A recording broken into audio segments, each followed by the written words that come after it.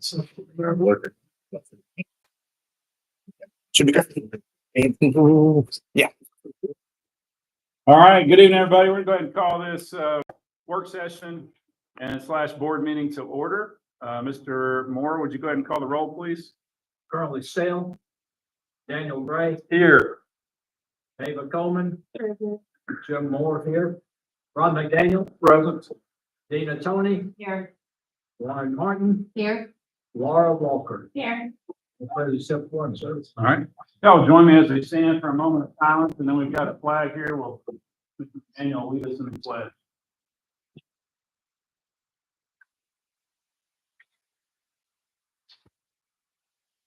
Join me in the Pledge of Allegiance. I pledge allegiance to the flag of the United States of America and to the republic which stands one nation under God, indivisible, with liberty and justice for all.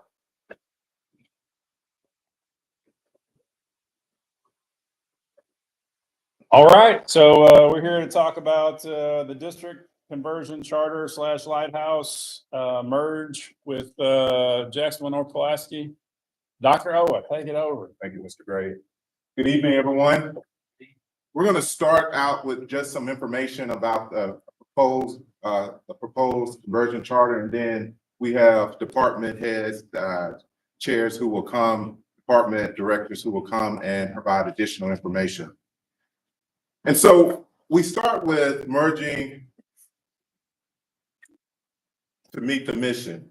And the goal is that Mrs. Noel and I have been working to make sure that this is a seamless transition based on the fact of our vision and mission for JNPSD. And of course, our mission is that we will foster a culture of ownership and accountability through partnerships that create multiple pathways for success. And the proposal that we have for you all tonight, board, is the pathway to success we feel like for our middle school students and middle school scholars. And so we want to present that to you tonight for your consideration. So our work session topics are the district conversion charter, and then of course we have the appraisal report for the Warren Dupree property. So a little research about middle school scholars. You have that before you, board members, you have that on your device as well. But performance in middle school is a strong indicator for our scholars' future success. That's nationwide. And so we want to make sure our middle school scholars are set up for success as they matriculate through our school system. The nature of middle school is different from elementary. We know that. Those who have children who are going through the process now know that elementary is completely different from middle school, and having a high school student, I know that having a high school student is definitely different from having a middle school. So their experience, their development stage, and just how they learn is completely different from our elementary scholars and high school scholars. So middle school is unique and changing student population. So we want to make sure that we create an environment that's conducive to their learning style and their growing and developmental style as well. Some pivotal factors that impact our middle school scholars: developmental changes, academic pressures, social dynamics, and mental health and well-being. So we feel like we definitely need to make an environment that's conducive to their learning style, to their social and behavioral and mental health needs as well. And so making sure that that environment really positively impacts them. Some national trends we have before you is that, of course, I just shared with you the success of our middle school students it's a predictive indicator of their academic standing when they start 9th grade. If they have a solid foundation when they matriculate from 8th grade to 9th grade, they are going to be successful. Just as it states before you, the importance of setting high expectation, personalized instructional methods. Middle school educational setting should be developed and actually designed differently than the way we do elementary and high school. And so it's important to create that learning environment with them in mind, because the effective transition, if we look at the research says it's not an event, but a process moving from elementary all the way up to high school. And the transition between elementary and high school is really important. And so the effective transition means providing scholars and families accurate and useful information, involving parents in the process of making important decisions for their scholars, also supporting scholars' social success in schools, preparing them for academic success in high school. All of that starts in elementary, but really fine-tuned in middle school. So middle school years are very important.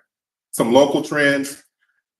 As you can see, the attendance rate for our middle school in 22, we were a little over 92%, and 23, 94%. And of course, we're in FY 25 now, and we'll have that data for you. Enrollment trends, you can see that we're trending upwards in at the middle schools in 6th, 7th, and 8th grade. Disciplinary data is kind of up and down for us, and then our school rating as well. And so we have the data that shows that we really need to look at middle school and see what we can do differently to make sure that our scholars are successful at that age range.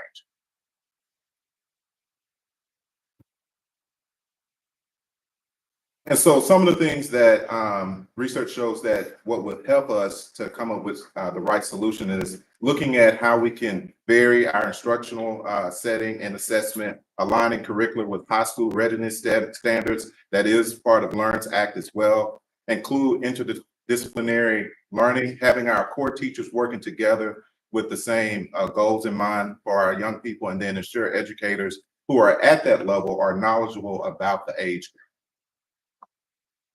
And a few measured metrics that we will continue to look at is, of course, student achievement, the student well-being, having highly qualified educators who understand that middle school age range, and then community engagement, continue to build those relationships with our families and community partners so that we can continue to create the ideal middle school environment.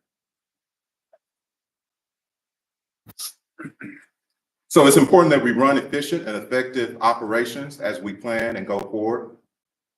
Develop educators and staff members to teach the age group, engage the community, and we've done that with the community survey that we'll share with you in just a few minutes, as well as prepare scholars for the future and young adulthood. And all of that will lead, of course, to drive student achievement and growth. And that's what we want. We want to make sure that they have a firm foundation as they matriculate to high school.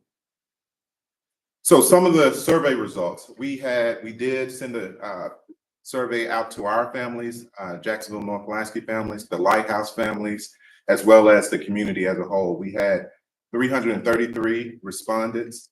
Majority of the respondents were Jacksonville High School parents and guardians. Majority of the respondents prefer a K-8 campus for consideration. And then STEAM was the curriculum focus that was most preferred on the survey. And then majority of the respondents, roughly 43.6%, said yes, they would consider transferring their scholar to the new school location if we move forward with the conversion charter. These are more charts for you that just share you additional metrics based on what I just shared with you.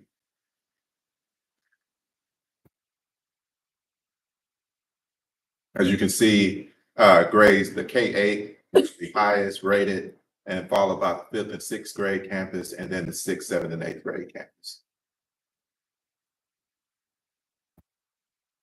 These were the curriculum focus areas. STEAM, and then career and tech, followed by gifted and talented focus. The best metric, would you consider transferring your scholar to this school location? So additional comments, several parents have expressed interest in seeing the new location possibly serving a 9th grade freshman academy. Also, additional comment regarding curriculum of focus area. Several parents have expressed interest in seeing the new location support scholars who may not qualify for life skills, which is part of our special education program, but still face academic challenges. So they would like for us to consider that as well.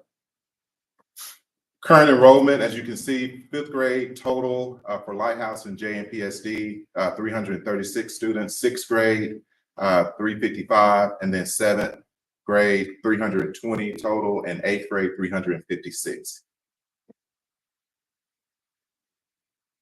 So our proposal is to submit for a district conversion charter. These are the components for the conversion charter application for the Arkansas Department of Ed. There's an executive summary, academic plan, so we would need to have that academic focus and be able to specify what that focus or focus areas are. And then the academic performance, student services, what services we're going to provide our scholars, special populations, what the school climate and how that differs from what we already offer, the organizational plan, what the governance will look like, school administration, faculty, staff, transportation, food service, safety, facilities, so forth. And then section 6, the financial plan and fiscal sustainability of the conversion. So all of these sections will be completed and submitted. And the deadline is next week. Spoke to Dr. Smith at the charter office, and we have April 21st, April 22nd as a deadline. But most of this you'll see from the team have already got these areas covered and completed, and so we'll just put it all together in the application. So these are the educational options that we could choose from based on the application: classical, traditional, virtual, college prep, career CTE, hybrid, performing arts, and special populations. And so that's for consideration as well. And you'll hear more from the team. So the proposal is to, on the new campus, to possibly move our pre-K program to one side of the building and then serve an intermediate campus, 5th and 6th. But the same focus areas that we have at the 5th and 6th campus, we would also like to continue to have that at the 7th and 8th grade campus, so that it's a continuous focus on those areas, academic areas and themes from 5th, 6th, 7th, and 8th grade leading into the high school, hopefully supporting the career and college academies. Our goal is to apply for a pre-K 12 district conversion charter for possible expansion. In the future, we would like to start with just 5th, 6th, 7th, and 8th for this upcoming year, see how that works, and then later come in with additional conversation with you all, board members, to see if we want to actually expand in the future. So next steps, we would need final board approval to move forward with the conversion charter, submit the intent to charter, conversion charter application, charter authorizing panel presentation, which is May 15th, and then State Board of Education meeting in June for the final approval. Any questions? Yes, sir. Would we have to wait until June in order to start getting the building ready for whatever plan we proposed or whatever was approved, I guess? Yes, sir. We would have to wait until June because it's two actual processes that are taking place at the same time. We're going through our process to obtain a conversion charter, and then the Lighthouse Academy is also going through their process. So once State Board gives the final approval that they could actually come under us as our conversion charter, then we will be able to move forward with the property and all of the additional programs that they have, funding that they have, all of that. Then we could move forward with that process of securing all of those resources. So June, potentially there's a process for us to petition for Mid-June, early June. When is the meeting? State Board. I can look it up. It's usually like the first and second week of each month. Because that would only give you 2 months, 60 days before first school. Right. But there may be an opportunity for us to petition for Lighthouse to go, or Lighthouse to petition for them to start their process earlier than, or do it at the same time as we move forward with ours. And so that we would actually go at the same time, but they would have to go through that process to see if they can move that their dates quicker. It's like June 12th for the to state board meeting. Thank you, Mr. Richardson. So June 12th. Dr. Owen, we went through when we detached from the county, we went through a transitional here. Is this not something we want to look at? We Or is have, it possible? Mrs. Noel and I did talk about that. We talked about a possible transition year as an option if the board would like to move in that direction. And so that could look in a variety of ways. Things can stay the way they are right now, or we can start looking at the grade configuration and move forward. So it's really up for an option for the board to make if we wanted a transition year, or if we want to open and move forward in August with the conversion charter. I mean, we can still go through the process of applying for the conversion charter and then still work out a transition plan to make sure that we have all the pieces in place, if that's the pleasure of the board. Mrs. Noel, did you want to add to that transition plan? Possible transition year? I think this would be a little different situation than what we did previously. It's a quite a bit different transition than switching from PCSSD to us. But I'm not so sure that would be, it'd be like just delaying it a year as far as the transition in my off the cuff. But again, the transition could look the way we wanted it to look. So if we said that the transition would be, we understand that we're gonna transition in 26, 27, fully transition in 26, 27, but we're gonna slow walk different pieces, but we're under or a part of Jacksonville North Pulaski with finances and this and this. I mean, it really is up to the boards to make that thing. Any other questions or discussion for me?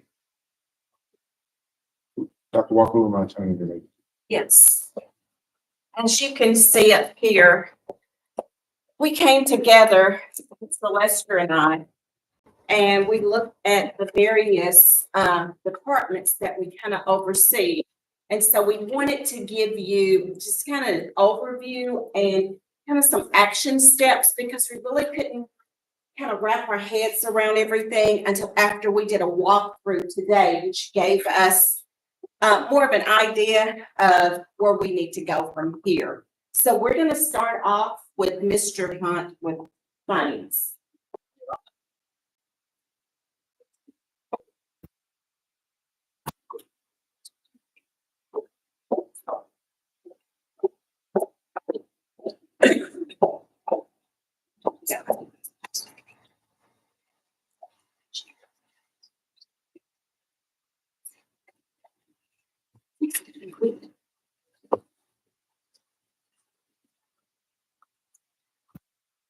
So based on conservative estimates of us adding 200 additional students by bringing on the lighthouse. Right now, the state, as we talked about before, is projecting that our enrollment next year will drop. So we're between 45 and 70 kids. Probably also know that the state, I don't know if they voted today or not, but we're hoping that they voted today for the additional foundation funding, which would offset us and put us back to even for next year. We've talked about that previously. So in my view from finance, anything we take on needs to be able to stand alone and carry its own weight. You with me so far? So we started to build a budget based on gaining 200 additional students. You do have some fixed costs regardless of what you choose to do. Your first fixed cost, which is rather large, is going to be an additional debt service payment, depending on how much debt you take on. That is on that $600,000 annual payment over the next 20 years based on borrowing $6-7 million. Okay, that's a fixed number. Once it's done, it's done. By taking on additional land and things, we've got to take on, if we move pre-K over, we've got to take on at least 2 more custodians. That's a fixed cost. If you don't move pre-K, you've got to take on 4. If you want a CSSO on that campus, like you do all your other campuses, if you move pre-K over, you don't have to add one. If you don't move them over, you will have to add at least one. Cafe, you're gonna add 4 people by taking the campus on. You can go on down. Some things are still to be determined. We do not have special education figured out yet because, as you know, we don't know what that population looks like. So my best estimate right now for you,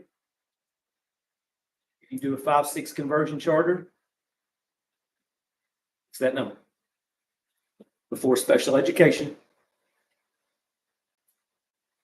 We're determining some of the other things in yellow.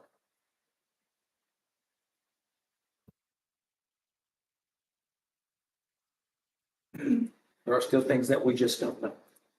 I'd go ahead and add another CSSO to that. I mean, I would I agree. see 2 campuses, even though it's 1 campus, if there's still 2 schools there, you add pre-K and 5th and 6th, because you have 2 points of entry and 2 buildings. I don't think that would be.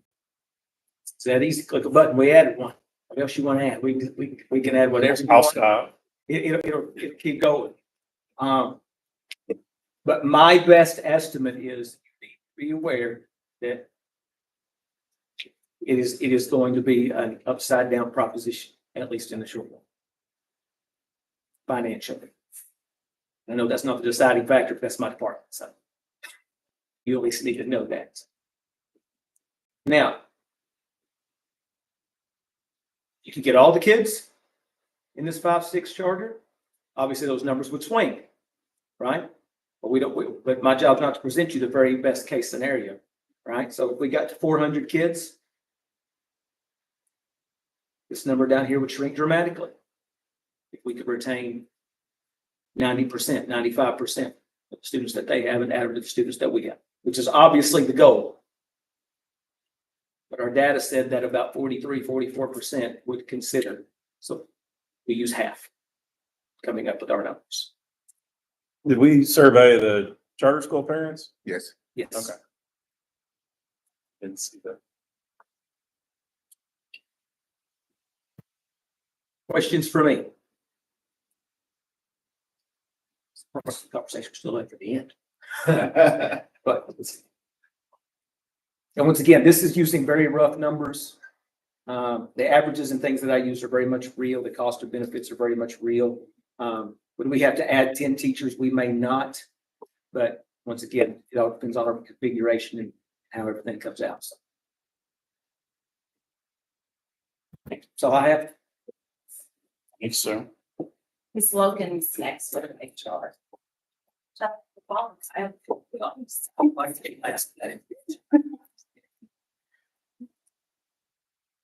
Okay, if we went to a 5-6, currently, the goal would be we would move all staff that currently teach at 5th grade and 6th grade over to the new campus. So currently that we have 12 5th grade teachers and 15 6th grade teachers, but no, we have already projected to move away from block scheduling next year. So that 15 for next school year has already turned into 12 for next school year. So basically we're sitting at 12 and 12, we would move all that staff over, and that's gonna cover essentially just your core for 5th and 6th grade. So that's good. We won't have to hire those people. We already have them. The idea is to move a principal that we currently already have on staff. So we wouldn't hire a new allocation for that. Same thing with an assistant principal. We would move an assistant principal over. We would not hire a new allocation for that. Again, we would move a CSSO if we got pre-K. We would probably also pull a CSSO from the middle school since they're going to drop down just to 2 grades. We would move one of their CSSOs over and save that allocation from higher. And we would also move a counselor over from the middle school to save on that allocation, because typically at our secondary, we have 1 counselor per grade level. So that middle school would turn into a 7-8 campus. So we can go down a counselor there. The not so fun slide is this one. So on top of all of that with staff, we wouldn't have to necessarily hire for new allocations. This could potentially be what we would need to hire for new allocations. We would need a nurse on site. Pre-K currently does not have a nurse. So with roughly around 600 students plus pre-K, would want a nurse on site there. Special education teachers and special education paras are kind of unknown. We have to run the numbers to see where we are at 5-6 right now. And then also with the new students we get that are currently enrolled with Lighthouse to see what that population requires us to hire as well. We would want a reading specialist on campus. Our 5-6 numbers supports a allocation for that, but also we have an allocation already at our schools out there, so they don't have the capacity to swing. So we would need a new allocation for the new campus. Same thing with GT and ESOL. Instructional facilitator or dyslexia para. Again, those are based off of numbers. So it just depend on where our numbers sit, if we would have to hire additional staff for that. We would need to pull over one PE and health coach for that campus. And then we would also need to pull over, I think we want to have an emphasis on STEAM. So that would be, a new allocation as well to run that program. And we would hope that that would be a coaching position as well. One library media specialist, one music, and one art teacher that we would have to do a new allocation for as well. So again, those are just allocations that we know. Most of those positions are on the license salary schedule. So we know, according to LEARNS, we have to start them at 50, and that's just if they have 0 years of experience, coming right out of bachelor's degree. And then adding their fringe, that costs us about 70,000 or so a pop if they have 0 years of experience. Questions for me? So at the middle school, do we just have one PE coach, or We have a Under few. I think can we allocate one of those back? based on their numbers, we have 2 right now, and we've already had projections to reduce that number based off of going from a block schedule to a 7-period day. So one of the positions that were cut already will move over there to the new allocation. So they still require 2 over at the middle school. Is that correct, Mr. Miller? And I think, what did you have this year? 3? We had 4 this year. 4. We actually next year, once it's grade, so. And is it the same for GT? There's multiple GT teachers. Well, reading specialist, GT and ESOL, they're kind of still a question mark, not necessarily the 1 year. Okay. So we have enough in the district for what we currently have. And so we've got them allocated pretty tight if they travel between buildings.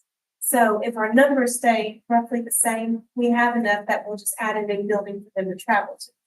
If we take on more scholars that need those services, we might not have enough to travel to that building. So it's really a numbers game with that. We don't know those numbers. They'll just depend on how many of the Lighthouse scholars have those services. So that could be a maybe or maybe not right now, based on numbers. All just a numbers game. It's all there. And SPED is the same way. And dyslexia. Yep. No more questions for me?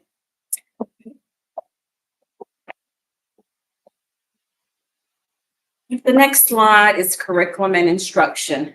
So we know that moving over 5th and 6th grade, then we have our core curriculum that we implement. So that would go, and we would just move that over, the materials and supplies. There are certain course offerings that we have to implement because of accreditation, which is that music, art, PE, library. And then we talked about that STEAM focus, but we could also look at some other focus areas as well. Dr. O mentioned some when he was talking earlier, so that's kind of up in air. We're thinking about what does the teams look like within the 5th and 6th grade. So we're looking at how we want to model that team. And then master schedules. A lot of that master schedule, our scholars are going to drive that master schedule. More scholars, then we may have to have additional staff. If the numbers aren't there, then of course that would drive if we have to look at courses or adding. And then if we have any materials that we're implementing as far as STEAM or some other focus, that may be an additional purchase as well. We will also have to inventory to see what's there at Lighthouse that is something that we could utilize within, that we're already utilizing. If not, it's something that we'll have to purchase. Of course, we've talked a little bit about ESOL, GT, and dyslexia. All of that depends on numbers. If we have more scholars, if there's any particular material, we'll have to purchase that. Any questions about the curriculum and instruction piece. One of the things I was thinking about earlier is that we would have to also look at if they have any grants, if they have any MOUs. We would have to look at that and see what's we're obligated to that's already in place. The next section is special education. Again, it's numbers. We don't know how many SPED teachers we'll need. Now, we've looked at some numbers, but we really won't be able to determine how many teachers. We won't be able to determine if we need paras for one-on-one scholars until we can get in there, have access to that data. And then we would definitely have to train, because we have a set curriculum that we use for dyslexia, because our SPED teachers deliver that piece of it for the SPED scholars. And of course, this kind of is in Mr. Lester's lane with the compliance with ADA. We'll have to look at the classroom. We'll have to look at bathrooms and playground areas to make sure that they're in compliance. And of course, we would do any inventory as far as curriculum that they may have that we can currently utilize. Any questions? Are there any approximate numbers that we can, I think Ms. Darrington, you ran a few numbers today. Based on our current enrollment of 4th and 5th graders, which would be the 5th and 6th graders, at this point with just those numbers, I would need 4.5 special education teachers over there.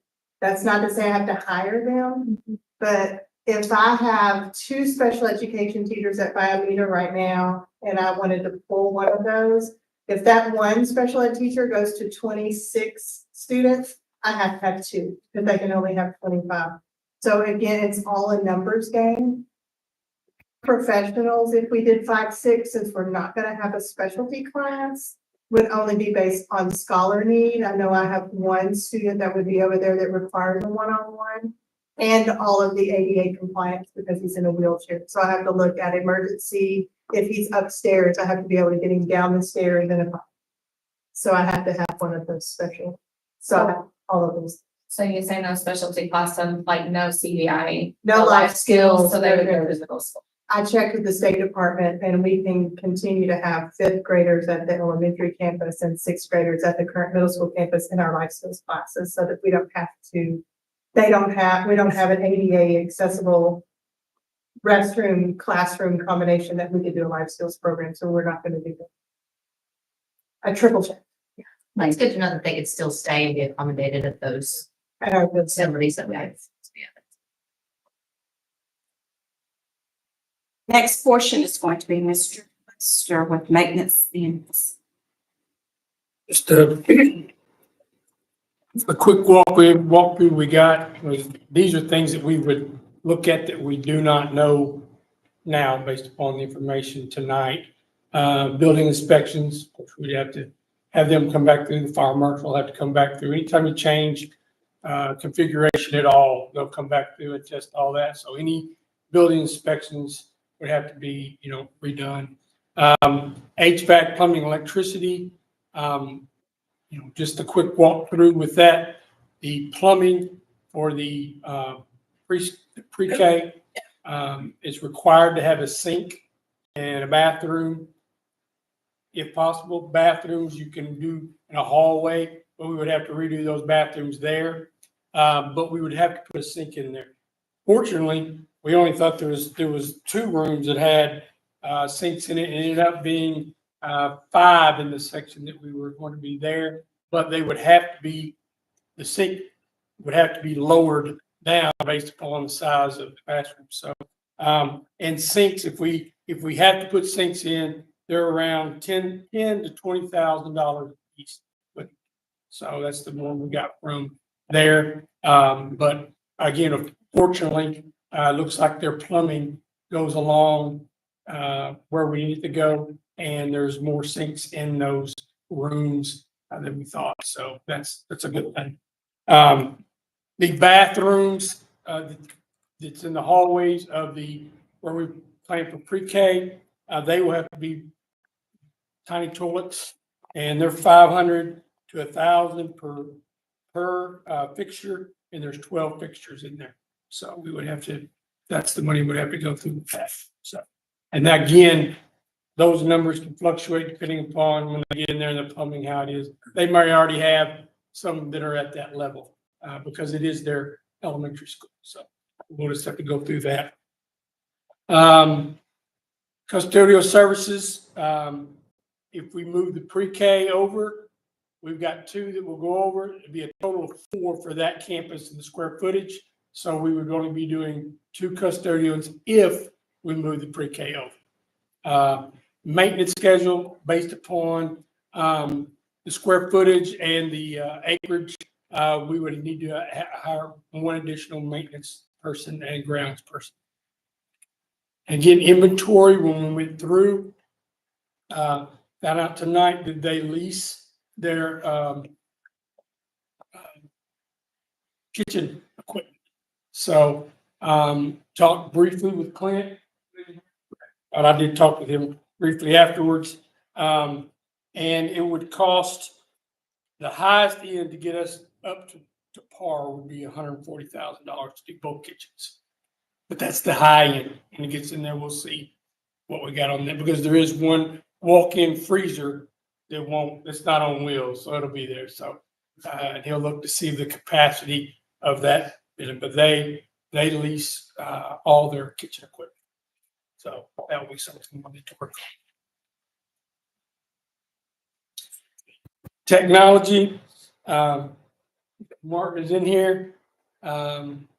Looking at the drops today, I know what we talked about this evening was the worst case scenario is 250,000, correct?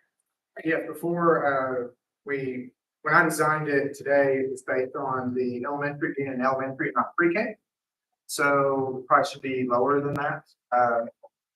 But one of the things that I thought today that's going to be a little bit of a concern is the server rooms.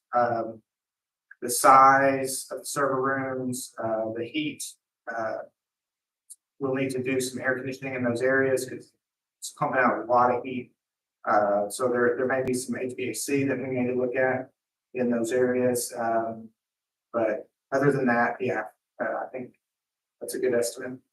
This is what we're calling a rip and replace, like taking all the access points out, putting our access points in, all the teacher computers, and not using anything existing.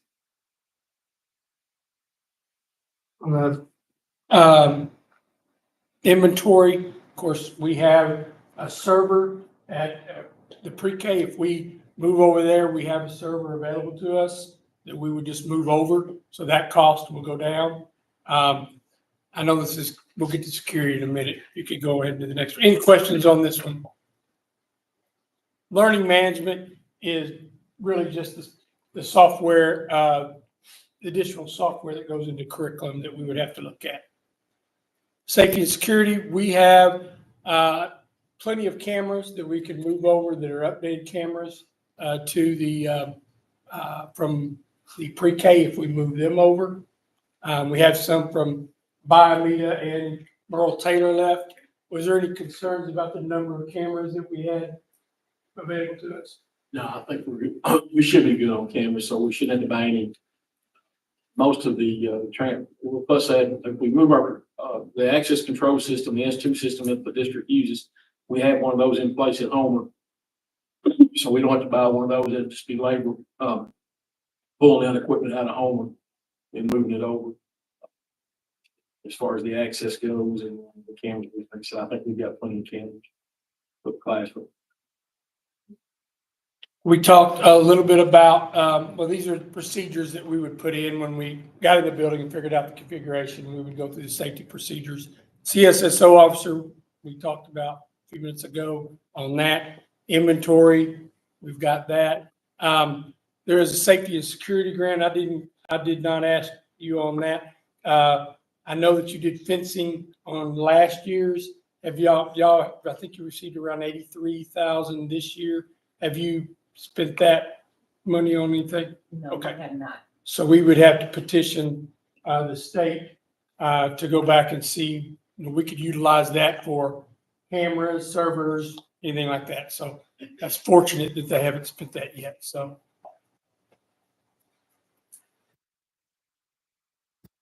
Child nutrition, we talked about The staff, for that amount, we're looking at close to 900 kids. It would take 7 cafeteria staff there, but we already have 3 at the pre-K. So that would be a total of 4 that we would have to add there. Again, we'd have to go through and do the inspections on that, the building, as far as the State Department does one every year for us. They'll just have to go back. Have y'all had yours yet? You have? Okay, good deal. Inventory, touched briefly on that they lease all their kitchen equipment. So that's what we would, that 140 top end that he talked about would be in that inventory inspections. Any questions about child nutrition? We got some really good news on child nutrition money. So we're going to be excited about bringing that when we put the numbers together. So the legislators put in that we would have free breakfasts. So he's done the numbers on some things. So we've got some really good news on that. So, but that's for another night when he gets that together. Transportation, we found out tonight from Miss Noel, they have 1 bus that they own and 2 buses that they lease. We were looking at this year actually purchasing a couple of buses, and we were going to look the lease route, buy leased buses, because they're 2 years old.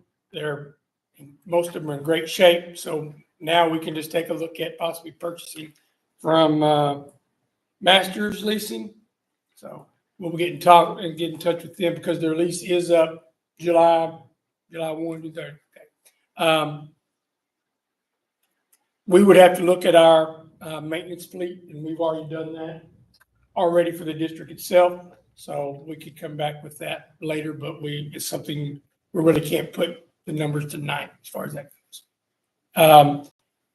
The routes we could absorb, Mr. Beck and I talked when we were over there, and we would just look at, a time, whether 5, 6 would be what time they would be opening. We would look at, the routes that we would have to take, but it can all be worked out because we're going to have to look at it anyway, because as you know, last board meeting, we talked about rezoning Jacksonville Elementary area. So we're going to go back and look at the routes anyway. So, but that can be absorbed. Any questions on transportation? Okay, that concludes under our department. Thank you, Dr. Walker. Mr. Lester.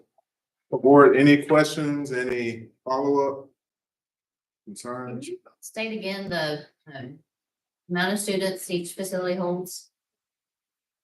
Roughly. Ballpark. There, Yeah. the max enrollment or capacity.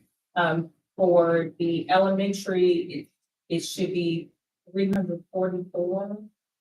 And I think for the high school, maybe 466.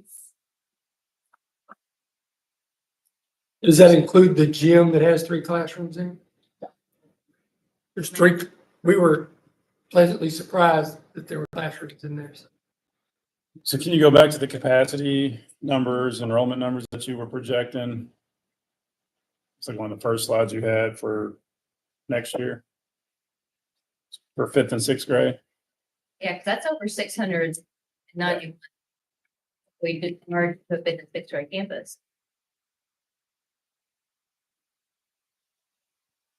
So these are the current numbers now, 5th and 6th. This would be what they would be for next year, right? No, this is what they have. We don't know what our 4th grade. Next year, we're around 6th grade. 4th grade? Well, that 4th going to 5th, 5th going to 5th is 600 for the 25-26 school year. For 5th and 6th grade? Yes. And they're still with 466. The high school side. Which is the side we're talking about putting 5th and 6th grade. And let me just say, that's the cap that we've always given the state. It could be the cap, it could be much more. Okay, but that's what we've always given. And then 16. We also use 3 of the in the gym, the three in the gym area, and then 4 of the classrooms that are on the elementary side for the 5th and 6th grade scholars as well. We looked at possibly just doing like a 6th grade campus and leaving the 5th grade at the elementaries for maybe 1 year, or does that screw everything up? And they're, especially at one of our campuses, JPS, they're growing. And so. That's why we're also rezoning it and to relieve some of the capacity there, but was one of the questions on the survey, was there a concern about, I mean, I know when we lose kids, it's usually at the middle school level.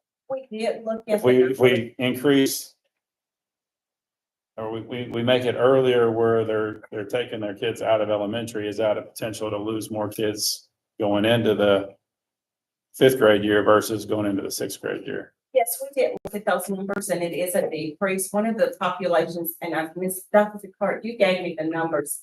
We lose a lot of our GT scholars, our gifted scholars from 5th grade to 6th grade. And I don't remember what that number was. I think you're asking the opposite question. Like right now, our loss is showing mainly from elementary to middle. But is your question that if we make it a year earlier? Yeah. 4th grade, basically. So when they go into the 5th grade, that mentality is I'm leaving the elementary school and I'm going to a junior high, middle school. I mean, even so, it's going to relieve the capacity issues and maybe make the middle school more bearable. But are we also increasing the potential for loss from 4th to 5th grade for just students or parents that are scared of that transition or whatever the reason they're pulling them out? We also don't know what we don't know, though. We could be creating a better environment for that transition into a smaller facility, and we see a difference of not losing them. And for us, elementary stay K-6. So 5 and 6 are still considered elementary students or elementary age students.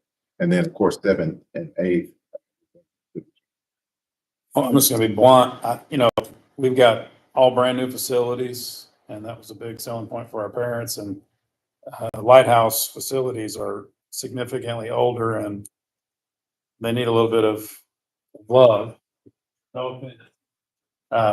So lots of painting and lots of upgrades to make them equitable and comparable to every other campus. And I know that that's going to make a difference for some parents as where their kids are going to school. So it'll be if we don't do some significant work, it's going to be a pretty big difference from where they're going, where they came from. That would be a concern of mine. Do we know that? And we talked about that, and we talked about a plan to upgrade. And so, yeah, A logo That's why I change. said 60 days. Huh? You get all that done in 60 Did you see me sweating coming? for tears. no, realistically, we knew that with the timeline of getting the state board approval, the final approval, that we would be hard pressed with the August beginning date of school, but we would If we pace use our- ourselves out to transition, like with the aesthetics, the painting, the logo change and things of that nature. That wouldn't completely take place before. With the August. capacity issues that Lauren brought up as far as the 344, and I know we have 4 extra classrooms. So that's probably what, 67 Actually, 7. extra We have classrooms. 3 in the gym that we didn't know about. And then we have where we're going to utilize Some of them. 4 in the elementary building that were connected. I mean, Okay. you basically throw that back to the. So we don't have any concerns about the 5th and 6th grade numbers and the capacity at those 2 campuses.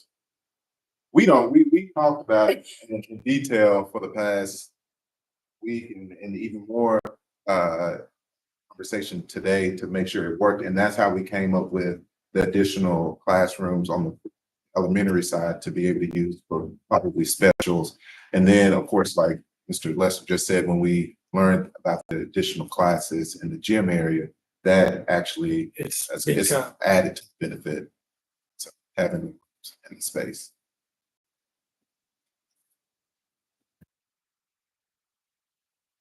Can I ask a question about finances? This Lighthouse Academy, of course, is gonna get state funding. If we take it over, we get state funding.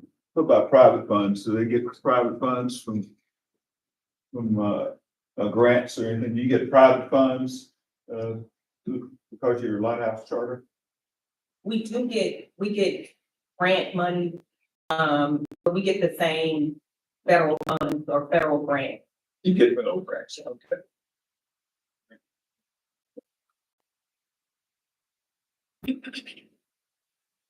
So is the recommendation to move forward with the district conversion charter as y'all have presented it? Is that really is that really a conversion charter, or I just heard moving stuff around. I didn't, what's the charter part of it? Well, we would have the ability, the flexibility with the waivers versus what we have as a public school. And so we would be able to look at the instructional day, we'd be able to look at the offerings that we have. Of course, as you see, one of the survey results stated that STEAM is one of the focus areas. So we would look at how could we really develop that program.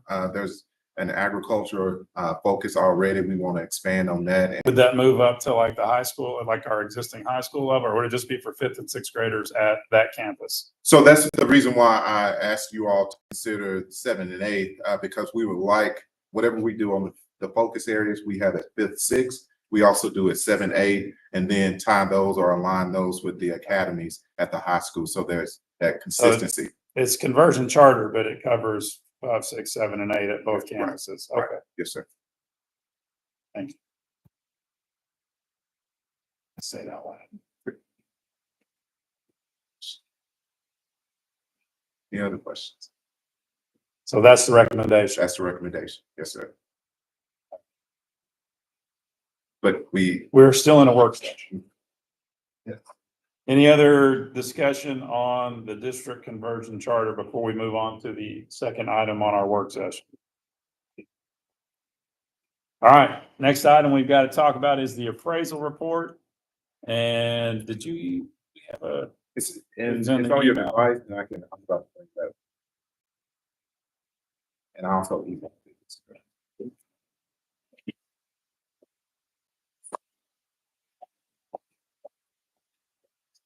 May need some fun stuff, some projects we have upcoming.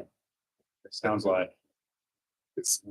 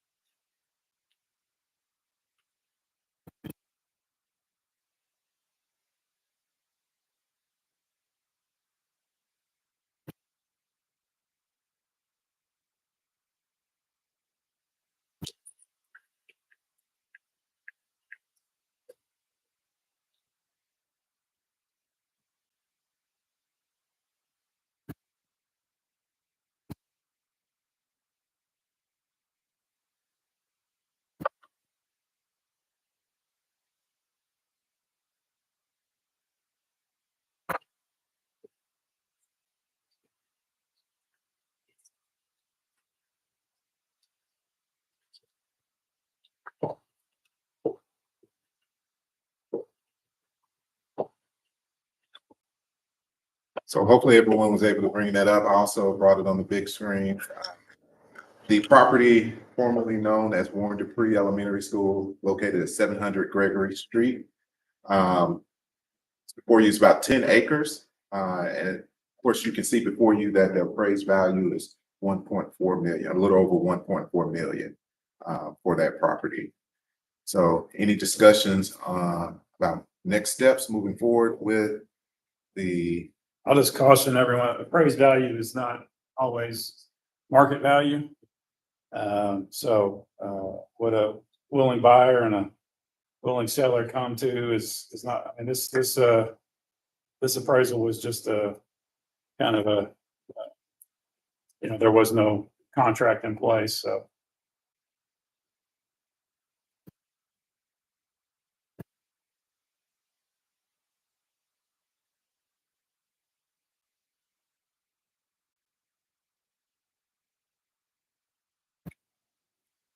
Do we have a buyer interested in? Before we get ready. Well, the first step, of course, we got it rezoned to C2 so that we could get it appraised for commercial. At this point, I haven't received any notifications of potential buyers. We did hear from Mr. Birch at the city that that would be prime location, especially with the new bridge that will be located right there near the property. We haven't really advertised it as available for sale. So is that kind of, that would be the next step, and in my opinion, was to decide if we want to hold on to it for future use, or do we need it for the future? If not, are we willing to let it go? And I think that's kind of where we've been leaning and going. So then if we do want to sell it, how do we want to sell it? Suggestion I have would be to solicit for some proposals from some commercial realtors to give us a proposal on what they would do to market it and sell it for us, and the costs involved, and kind of like we did with the appraisers, just put it out there, and might take a little bit longer than 30 days to get some good proposals together, maybe 60 days or so, and see who proposes to what we can get, and then put it on the market. Dr. Owen, we talked about that little strip of asphalt street, if you will, behind those people's houses.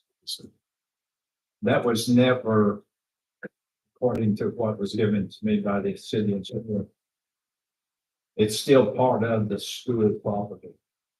There was only a small portion down at the end on Gregory Street that the state highway department bought. So, Bottom right. it's right Yeah, here. there's an asphalt drive down there. Is that what you're talking about? It's right here. You go to this part of this page of the survey. It's got the survey in there. Yeah.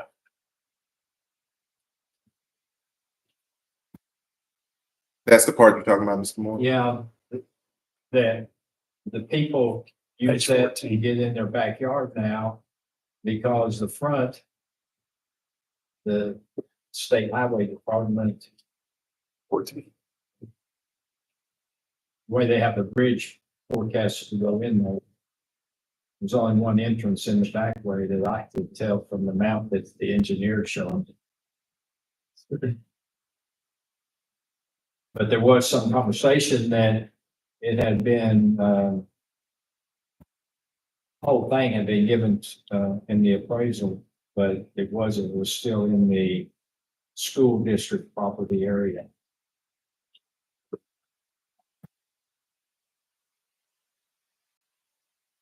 So what would be the next step? Well, I guess the board would need to decide. I would suggest that that's going to take care of itself when whoever develops or purchases a property and brings anything to the planning commission that can be addressed through the development stages. Then I think if we try to start doing it now, it's going to complicate it. So I would just leave it like it is and let the planning commission handle it when it comes before them. Yeah, we can do that. I can do that. Okay. Fine. It could be a long time. You never know. No, that property's gonna go fast. I'll be glad to reach out. You and I can sit down. I can get you some connections and reach out for some. I'll help with that. Yes, sir. Not yet. Any other? I can't do any votes in the work session. Anything else on that? So we'll go ahead and close the work session down, and how about a 3-minute comfort break before we start the board meeting?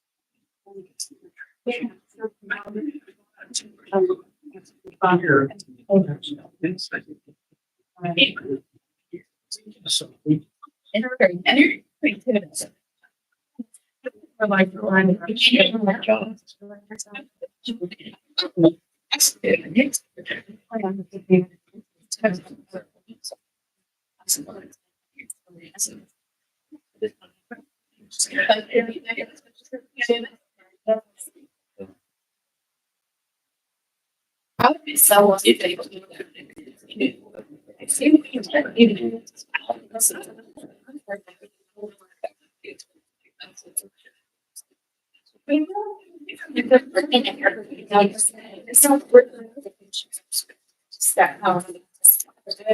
Yes.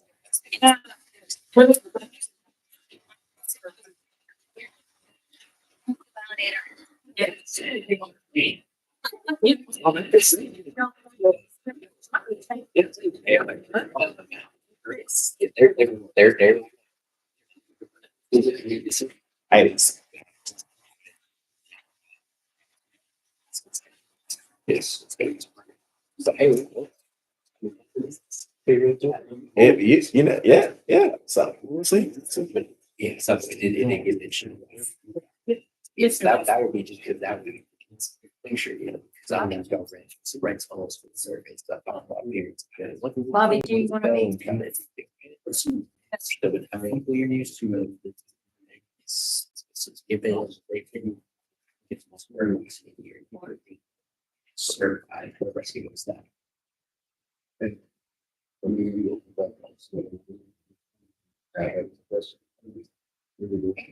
Yes, yes, that's true. That's okay.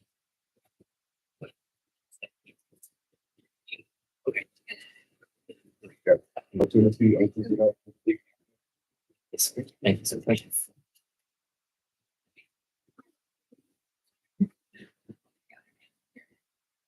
You have to do it.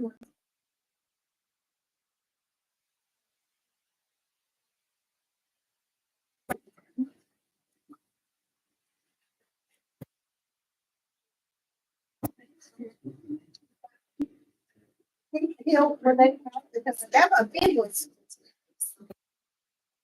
School.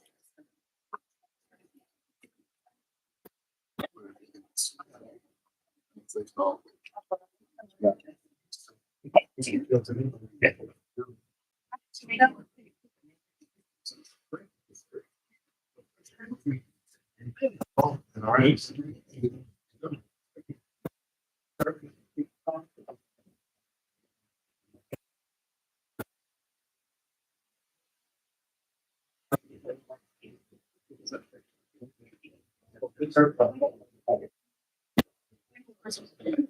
Oh, right.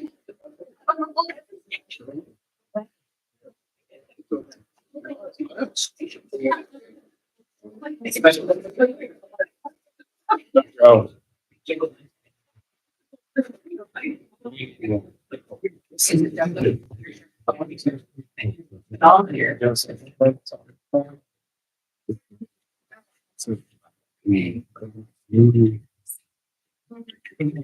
That was good.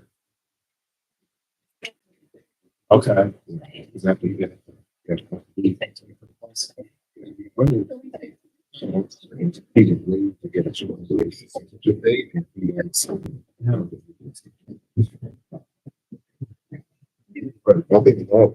Any other ones?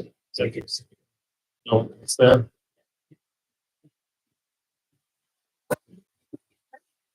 So let's show you.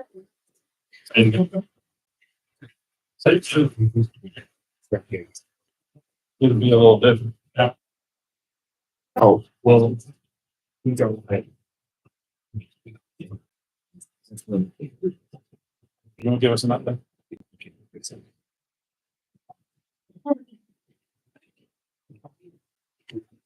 All right.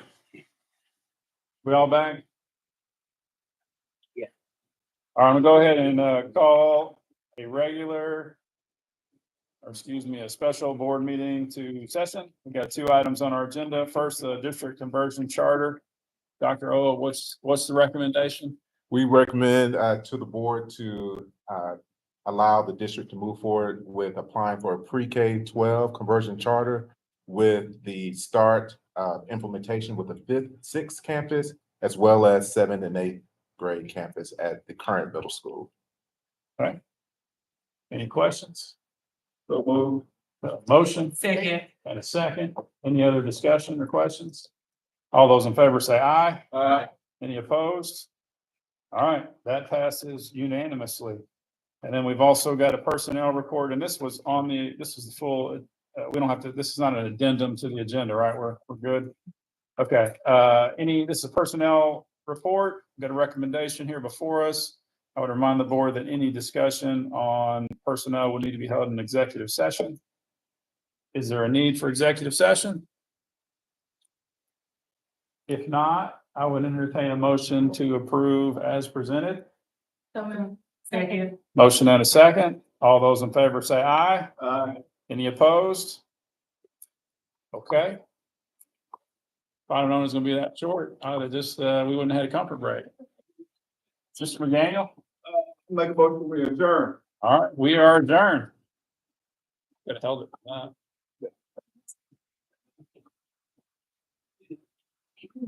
You made it the longest.